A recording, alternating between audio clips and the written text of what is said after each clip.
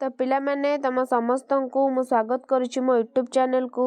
तो पिला माने +2 second year arts +2 second year arts पिला माने जो मानकर अछि पॉलिटिकल साइंस आर्ट्स पिला मानन को जो मानन पॉलिटिकल साइंस अछि पिला माने तमरा रिवीजन क्लास पिला माने तो रिवीजन क्लास कोन ना एमसीक्यू रिवीजन क्लास हबो तम मानकर यूनिट 1 नो रिवीजन क्लास। तो चलो आम स्टार्ट करबा समस्ते देख तो एटा सब पढ़ाई एवं आम रिवीजन करवा पिला माने। तो वीडियोटी देखिया पूर्व चैनल नुआ थे सब्सक्राइब करदेव बेल आइकन को दबाइदेव नुआ नुआ नोटिफिकेशन पाए लाइक शेयर करदेव। तो पिला माने चलो आम स्टार्ट करवा रिवीजन क्लास। प्रथम क्वेश्चन कौन देछि प्राचीन ग्रीस रे डैश गणतंत्र प्रचलित थिला जहाँकि आधुनिक स्विट्जरलैंड रे प्रचलित होउछि। प्राचीन ग्रीस रे डैश परोक्ष ना प्रत्यक्ष ना प्रतिनिधिमूलक ना मूल्यबोध भित्तिक कौन हम एटा आंसर दे देछि प्रत्यक्ष गणतंत्र। परवर्ती क्वेश्चन डैश गणतंत्र रे समस्त नागरिक प्रत्यक्ष भाव में सरकार रे अंशग्रहण करती। डैश गणतंत्र रे मूल्यबोध भित्तिक ना प्रत्यक्ष प्रतिनिधिमूलक ना परोक्ष केउ गणतंत्र रे ना प्रत्यक्ष गणतंत्र। परवर्ती क्वेश्चन निर्वाचन होची गणतंत्र मुख्य निर्वाचन होची डैश गणतंत्र मुख्य नीति मूल्यबोध भित्तिक सामाजिक प्रत्यक्ष परोक्ष बा प्रतिनिधिमूलक कौन ना परोक्ष बा प्रतिनिधिमूलक। परवर्ती क्वेश्चन डैश कहितिले गणतंत्र होची लोकमानंकर निमंते और लोकमानंक द्वारा गठित सरकार किए कहितिले सिली ना ब्राइस ना अब्राहम लिंकन ना गार्नर किए कहितिले ना अब्राहम लिंकन कौन ना अब्राहम लिंकन कहितिले। परवर्ती क्वेश्चन सिलिंग मतरे गणतंत्र एक सरकार सिलिंग मतरे कौन ना गणतंत्र एक सरकार जो प्रत्येक डैश थाए अंश ना भूमिका ना भाग ना कर्तव्य कौन थाए ना अंश कौन थाए ना अंश थाए।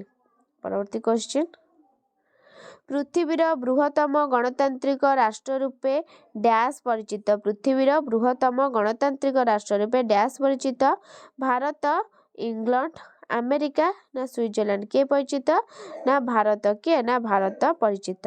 परवर्ती क्वेश्चन गणतंत्र डैश पाई एक शासन व्यवस्था गणतंत्र डैश पाई एक शासन व्यवस्था शासक पुंजीपति लोकमानंक मालिक कौन हम ना लोकमानंक। परवर्ती क्वेश्चन गणतंत्र शब्दटी दुईटी ग्रीक शब्द डैश और डैश रु उद्धृत जार अर्थ यथाक्रमे डैश डैश कौन ना डेमस और क्राटस गणतंत्र शब्दटी दुईटी ग्रीक शब्द डेमस और क्राटस एवं उद्धृत जार अर्थ यथाक्रमे लोक माने और क्षमता। परवर्ती डेमस और क्राटिय लोक माने और क्षमता। परवर्ती क्वेश्चन प्रत्यक्ष गणतंत्र माध्यम गुड़िक कौन प्रत्यक्ष गणतंत्र माध्यम गुड़िक कौन ना गण मतामत ग्रहण ना गण उद्योग ना प्रत्याहार ना गण मतामत ग्रहण रेफरेंडम कौन हम ना गण मतामत ग्रहण रेफरेंडम गण उद्योग और प्रत्याहार। परवर्ती क्वेश्चन परोक्ष गणतंत्र को डैश कह जाए परोक्ष गणतंत्र को कौन कह जाए प्रतिनिधिमूलक शासक भित्तिक संख्या गरिष्ठर सरकार कौन ना सर्वसाधारण शासन कौन कह जाए ना प्रतिनिधिमूलक। परवर्ती क्वेश्चन पिला माने गणतंत्र भित्तिभूमि होची डैश गणतंत्र भित्तिभूमि कौन जनप्रिय सार्वभौमत्व। परवर्ती क्वेश्चन निम्नलिखित उपादान गुड़िक मध्यरु केउटी गणतांत्रिक सरकार उपादान नुहे निम्नलिखित उपादान गुड़िक मध्यरु जड़े व्यक्तिर शासन दायित्वशील सरकार सीमित सरकार ना आईन शासन कौन हम ना जड़े व्यक्तिर शासन ऑप्शन आई। परवर्ती क्वेश्चन केउटी गणतंत्र विभव अटे केउटी गणतंत्र विभव अटे राजनैतिक गणतंत्र सामाजिक गणतंत्र अर्थनैतिक गणतंत्र ना उपरोक्त समस्त विभव कहब ना उपरोक्त समस्त विभव। परवर्ती क्वेश्चन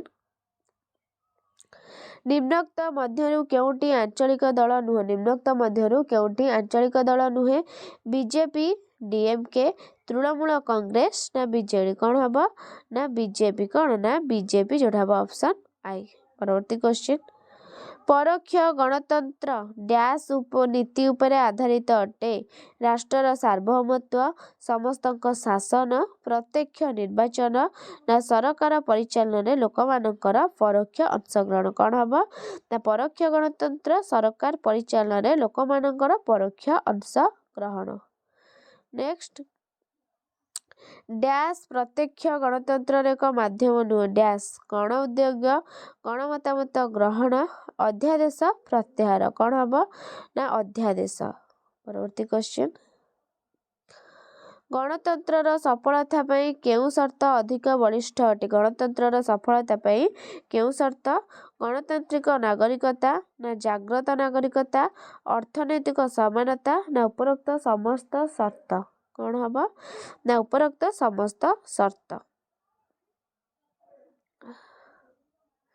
ତାପରେ ନେକ୍ସଟ ଗଣ ମତାମତ ଗ୍ରହଣ ବା ରେଫରେଣ୍ଡମ ଏକ ଡ୍ୟାସ୍। କ'ଣ ପିଲାମାନେ ନା ଅସ୍ଥିସୂଚକ ମାଧ୍ୟମ ନା ଅସ୍ଥିସୂଚକ ମାଧ୍ୟମ ନା ବ୍ୟବସ୍ଥାପିକା ମାଧ୍ୟମ ନା ହସ୍ତାନ୍ତରିତ ବ୍ୟବସ୍ଥାପନା ମାଧ୍ୟମ। କ'ଣ ହବ ନା ନାସ୍ତିସୂଚକ ମାଧ୍ୟମ।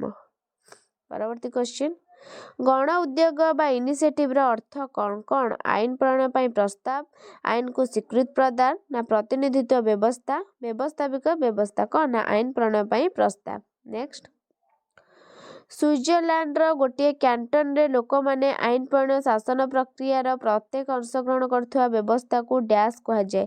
ଜନପ୍ରିୟ ଆଇନ ପ୍ରଣୟନ ନା ଲେସ୍ ଜେମିନେଟ୍ ନା ପ୍ରତ୍ୟକ୍ଷ ଆଇନ ପ୍ରଣୟନ ନା ହସ୍ତାନ୍ତରିତ ଆଇନ ପ୍ରଣୟନ। କ'ଣ ହବ ନା ଲେସ୍ ଜେମିନେଟ୍। ପରବର୍ତ୍ତୀ କ୍ୱେଶ୍ଚିନ, ଭାରତର କେଉଁ ରାଜ୍ୟରେ କେଉଁ ଗ୍ରାମରୁ ନକ୍ସଲପନ୍ଥୀ ଆନ୍ଦୋଳନ ଆରମ୍ଭ ହୋଇଥିଲା? ଏଇଟା ଇମ୍ପୋର୍ଟାଣ୍ଟ। ପଶ୍ଚିମବଙ୍ଗ ପୁରୁଲିଆ ନା ପଶ୍ଚିମବଙ୍ଗ ନକ୍ସଲବରୀ ନା ଛତିଶଗଡ଼ ନକ୍ସଲବରୀ ନା ଓଡ଼ିଶା ନକ୍ସଲବରୀ। କ'ଣ ହବ ନା ପଶ୍ଚିମବଙ୍ଗ ନକ୍ସଲବରୀ। ପରବର୍ତ୍ତୀ କ୍ୱେଶ୍ଚିନ, ନକ୍ସଲପନ୍ଥୀ ଆନ୍ଦୋଳନ ସର୍ବପ୍ରଥମେ କେବେ ଆରମ୍ଭ ହୋଇଥିଲା? ମେ 25, 1967, ମେ 5, 1967 ନା ମାର୍ଚ୍ଚ 25, 1966 ନା ଏପ୍ରିଲ 25, 1968। କେବେ ନା ମେ 25, 1967। ପରବର୍ତ୍ତୀ, ଭାରତରେ 2011 ଜନଗଣନା ଅନୁଯାୟୀ ପୁରୁଷ ସାକ୍ଷରତା ହାର କେତେ? କେତେ ପିଲାମାନେ? 22.33% ନା 22.14% ନା 21.33% ନା 83.14%। କେତେ ନା 82.14%। ପରବର୍ତ୍ତୀ କ୍ୱେଶ୍ଚିନ, କେବଳ ନିଜ ଅଞ୍ଚଳରେ ବିକାଶ ଚାହୁଁଥିବା ମତବାଦ କେଉଁ ନାମରେ ପରିଚିତ? କେଉଁ ନାମରେ ପିଲାମାନେ? ନା ଆଞ୍ଚଳିକତାବାଦ।